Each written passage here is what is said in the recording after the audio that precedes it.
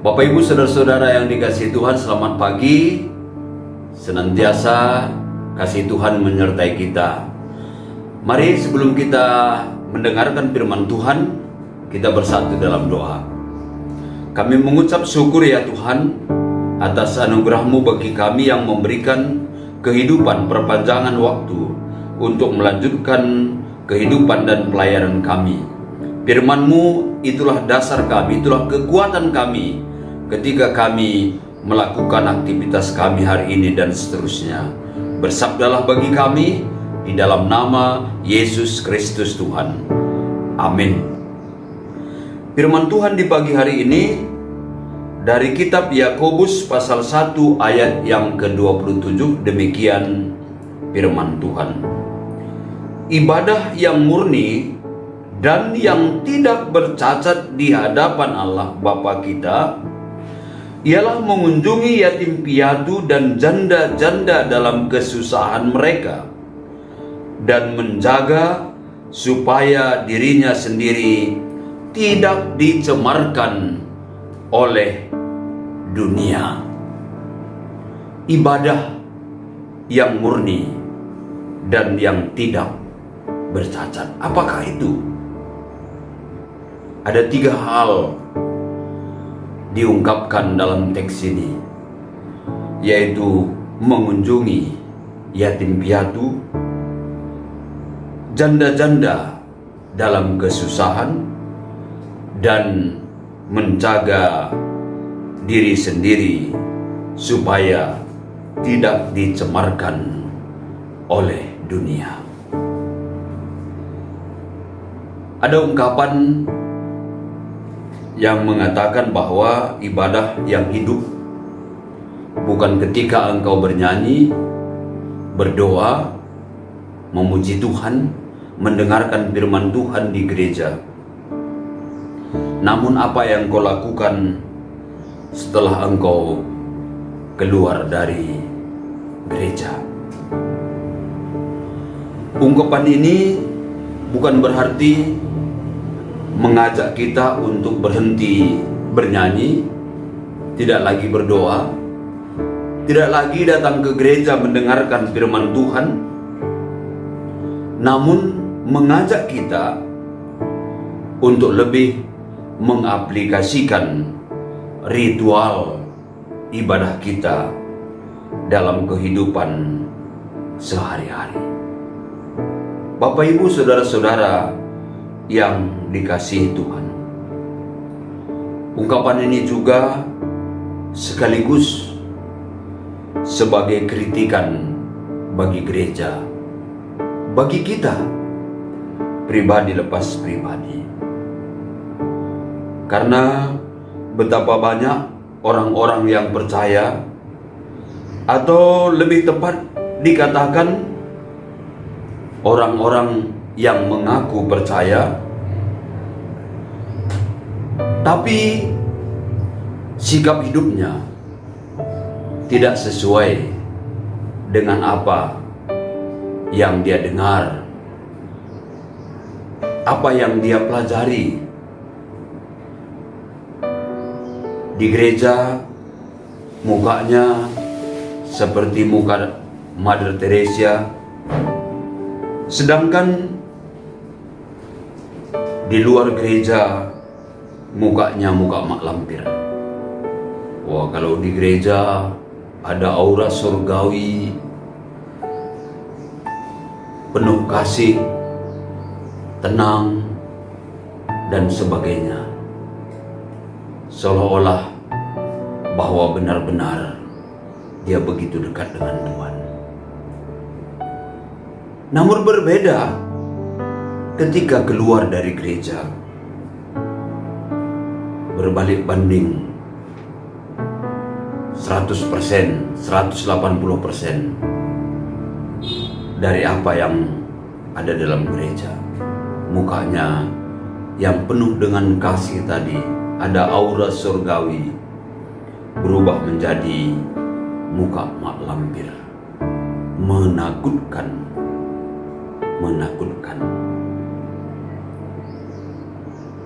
Bapak Ibu Saudara yang dikasihi Tuhan, ibadah yang murni, yang tidak bercacat adalah ketika kita menghidupi apa yang kita dengar, apa yang kita lakukan di gereja, itu boleh kita aplikasikan di tengah-tengah kehidupan kita.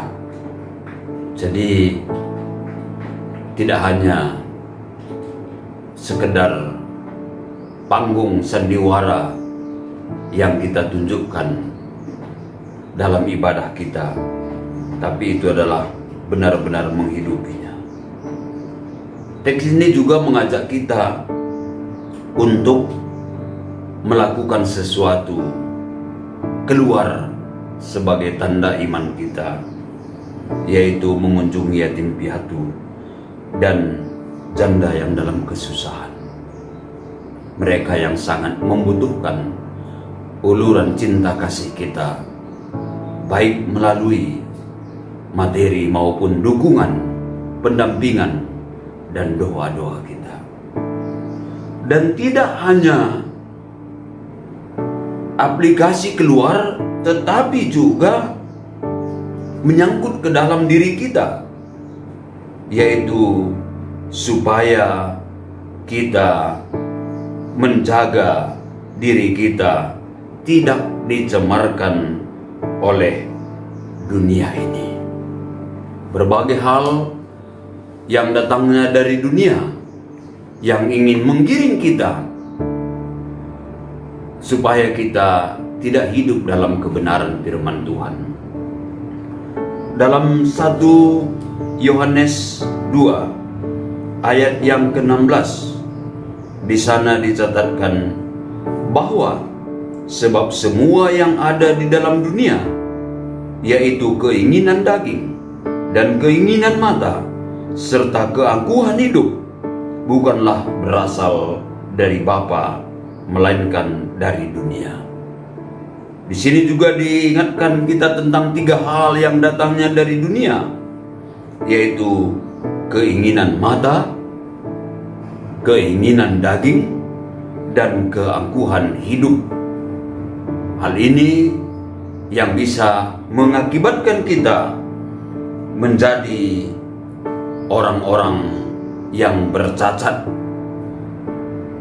tidak murni, dan itu adalah tidak dikehendaki oleh Tuhan kita. Biarlah setiap apapun yang kita lakukan menjadi persembahan yang hidup, yang berkenan di hati Bapa. Tuhan memberkati. Mari kita bersatu dalam doa. Terima kasih Tuhan atas firman-Mu yang mengingatkan kami untuk terus melakukan kebaikan di tengah-tengah kehidupan kami, dan juga sebagai evaluasi terhadap diri kami, dan itulah menjadi ibadah kami, ibadah yang sejati, yang berkenan di hati Bapa. Saat ini hamba-Mu berdoa buat majelis GBKP Cibubur. Tuhan, Engkau yang senantiasa bekerja, Engkau melindungi, Engkau yang memberikan hal yang baik ke tengah-tengah jemaat ini. Khusus bagi pendeta kami, Pendeta Mulyanta Yanaria Guru Purba beserta Naras dan anak-anak, Tuhan senantiasa pakai mereka untuk terus melakukan pelayanan seturut dengan kehendak Bapa. Engkau menjaga mereka dari segala hal-hal yang tidak baik, tapi Tuhan menambahkan segala sesuatu yang baik dalam kehidupannya. Demikian juga bagi setiap pertua diaken, Nora Naras, demikian juga pengurus perpulungan Jabu-Jabu, pengurus persekutuan kategorial, untuk guru-guru KKR. Kami menyerahkan semuanya para pelayan ini hanya ke dalam nama Tuhan Yesus, dan Engkau berkenan atas setiap yang mereka lakukan. Dan Tuhan juga berkati keluarga-keluarganya. Biarlah melalui keluarga ini juga nama Tuhan dipermuliakan. Hamba-Mu juga berdoa bagi seluruh jemaat GBKP Cibubur ini. Tuhan, berkenanlah atas apa yang dia lakukan, berkenanlah atas keluarganya, anak-anaknya.